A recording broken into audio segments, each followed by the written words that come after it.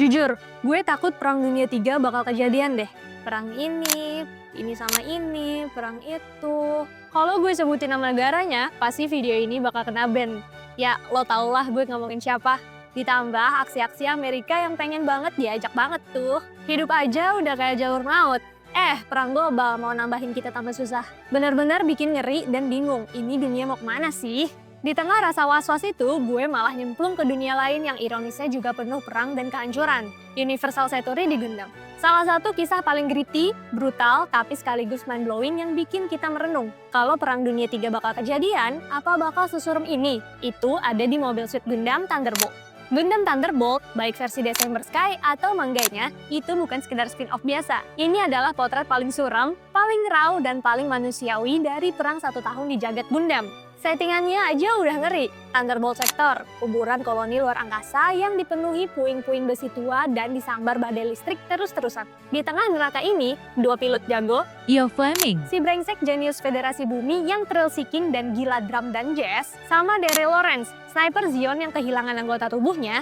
Ini kenapa makanya unitnya disebut Living Dead Division, yang cenderung pendiam dan cari ketenangan lewat musik pop. Terikat dalam duel maut yang bikin mereka hampir gila. Thunderbolt gak cuma sajikan pertempuran mecha spektakuler dengan animasi 2D fluid banget yang langka zaman sekarang, tapi juga ngangkat tema berat.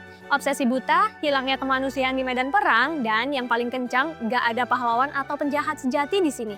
Cuman manusia yang tercabik-cabik oleh keyakinan dan keadaan. Yang bikin gue seneng nonton ini, musik jazz Ian Fleming, dan popnya Daryl bukan cuma background, tapi jadi karakter dan metafora konflik itu sendiri. Animasi perangnya bener-bener Nice. detail, brutal, penuh tensi, dan kadang pakai sudut kamera first person yang bikin merinding. Karakter utamanya juga Ian Fleming, itu antagonisnya sendiri, egois, haus darah, dan suka ngeromantisasiin perang. Daryl lebih simpatik, tapi juga punya darah di tangannya. Mereka berdua flawed banget, kayak kita yang bisa salah pilih atau terjebak situasi. Thunderbolt itu cermin retak dari kekejaman perang yang sayangnya makin relevan liatin berita-berita sekarang.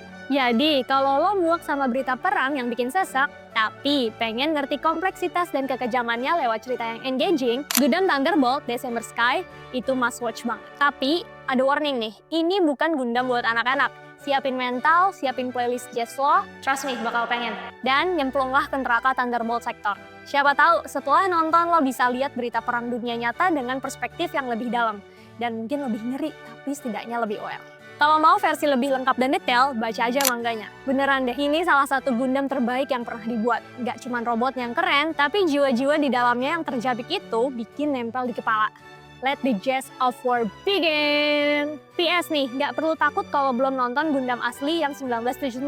Thunderbolt tuh cukup standalone, tapi kalau lo tahu konflik Zion versus Federasi, itu bakal nambah layer pemahaman dan emotional impact-nya. Gue nggak bakal bohong, nonton yang asli bikin pengalaman Thunderbolt makin nendang. Tapi kalau nggak sempet, ya gas aja Thunderbolt dulu, no regrets. Thunderbolt ngingetin kita, perang mungkin seru kalau lo pemerintah yang egonya selangit. Tapi buat orang biasa aja kayak kita gini, harga yang harus dibayar itu mahal banget.